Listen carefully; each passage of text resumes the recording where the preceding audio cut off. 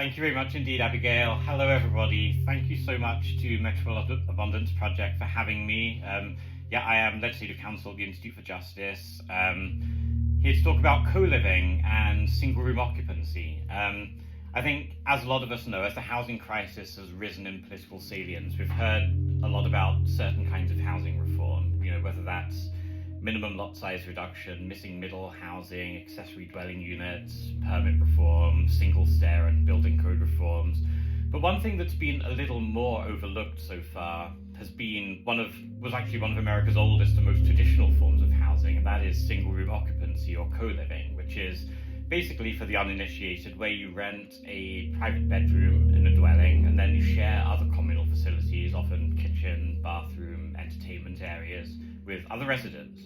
And this can be anything from just renting a private lockable room in a single family home, all the way through to kind of mid-sized boarding houses, all the way to big, large-scale, premium adult co-living buildings that are kind of like fancy student residences, I suppose. And as Abigail alluded to, this is kind of personal for me. Not only do I think this is good policy, but before I moved to America and became a lawyer, I was a management consultant living in London. You may have twigged from my accent, I don't originally hail from these parts. And as a young college graduate needing somewhere affordable to live in an expensive major city, I ended up choosing a co-living building.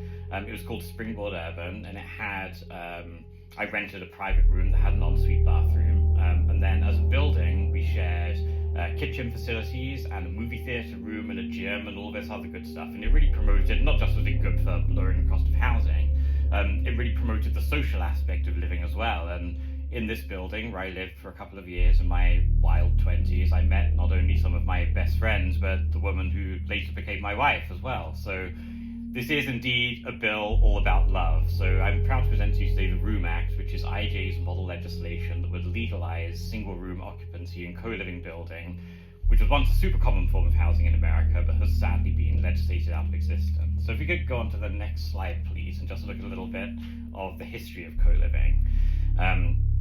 So for decades, all the way through really till the mid-20th century, SROs, as they were called, housed all different kinds of people: single workers, immigrants, seniors, students. Has a kind of reputation of being kind of bottom of the rung housing or housing for poorer people. But it wasn't just that. There are many wealthy Americans lived in what were called residential hotels as well. So this was a common form of housing for all kinds of people. But by the mid-20th century, around the time a lot of urban renewal was happening, SROs made up around, I think, 10% of all rental housing at the time. So it was quite a scalable thing. And their disappearance wasn't, accidental. It didn't happen because of preferences. It was a deliberate choice made that began to, because of various reasons, because of prejudice about some of the kind of people that lived in these housing types, immigrants, poorer people, some moral panic and some policy decisions. SRO housing was kind of zoned out of existence. It was made illegal through zoning that said you can only have single-family homes or apartments. You can't have co-living anymore. It was gotten rid of through building code that said, if you have so many rooms or so many people, you have to move to a commercial kitchen or have other requirements that made it too expensive. Or you had occupancy limits that controlled the number of unrelated people that could even live together under the same roof. And for all those reasons, America chose basically to decimate its stock of this very affordable housing scheme. And as research that's been done by groups like Pew Trust shows, there's a direct correlation between the elimination of this kind of housing and the explosion of unhoused homelessness and the housing crisis that we know today. So this is a very real, you can draw that direct line, it's quite powerful. So if you can go on to the next slide, please, and look at kind of the state of co-living today. So co-living today is massively decimated compared to what it once was. So I think we had if we had drawn a direct line showing, the growth of co-living, if we hadn't had that intervention, we'd have about 2.5 million additional housing units today compared to what we actually have, which is huge, right? That's not hypothetical. That's the scale of what we actually regulated out of existence. But fortunately, we are starting to see a comeback as some statewide housing coalitions begin to grapple with various different reforms, different policy levers that they have at their disposal.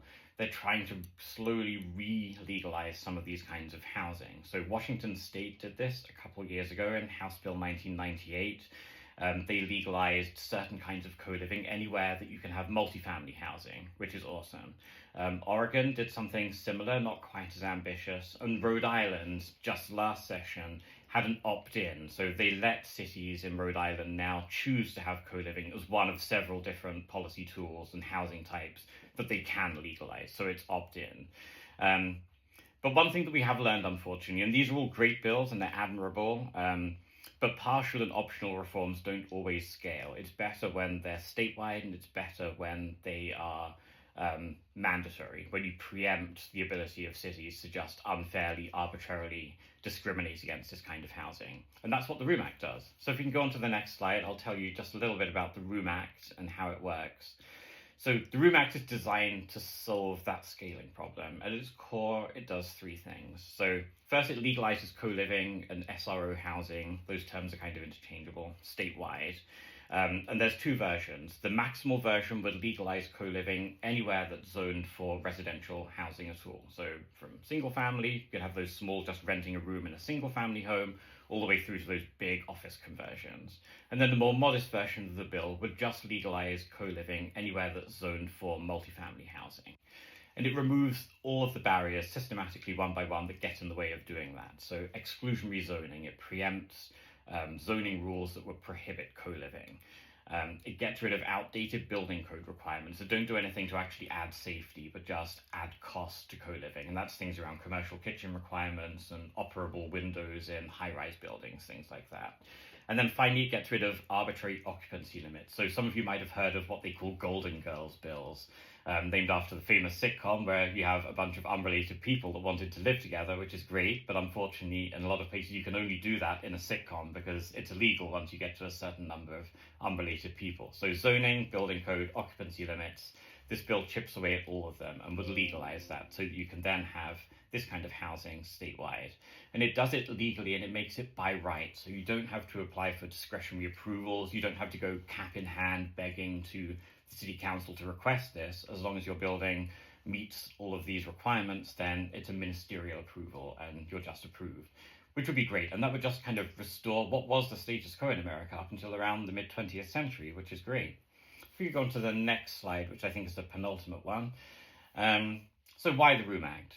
As I've said, co-living and SROs used to be a completely normal, natural rung of the housing ladder.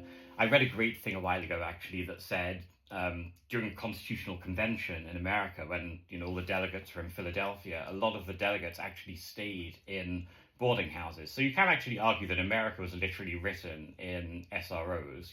This was where the people that wrote the Constitution and ratified it came from. And again, we didn't grow out of this. It's not that consumer preference made these go away. We chose to decimate them, decimate this very valuable housing stock. And that shows up today in how house prices, scarcity, and the problems we know today. Because if you get rid of the bottom rung of housing, guess what? People don't magically upgrade to fancy new build apartments and single family homes with white picket fences. They get displaced or they become homeless instead. I think we've learned that lesson now. So the time is right to bring it back. And this doesn't do it through patchwork ways. It's a statewide reform. It's across the state, and it's by right as well, which is fantastic. So it's kind of at a high level what the bill does. So and again, it does it by chipping away at those arbitrary rules around zoning through building code and through occupancy limits. So it's ambitious, yes, but again, all we're doing here is not doing anything revolutionary. We're just bringing back a form of housing that was super common, a form of housing that people's parents and grandparents would have absolutely recognized, and which is already coming back today, and which even a lot of us recognize from our student days, right? Many of us lived in these kind of buildings. I think there's one more slide maybe, or it might just be my wrap-up slide. So at the Institute for Justice, we're very grateful to the Metropolitan Abundance Project, who I consulted with a lot as we were drafting this model bill, for including it in their stable of model legislation. It's up on their website, which is great. The Room Act's a model, but the goal obviously is actually getting this implemented in states. And at the Institute for Justice, that's what we do. We love to partner with existing statewide and local housing coalitions to work on reforms, offering our own model legislation, supporting other people's as well.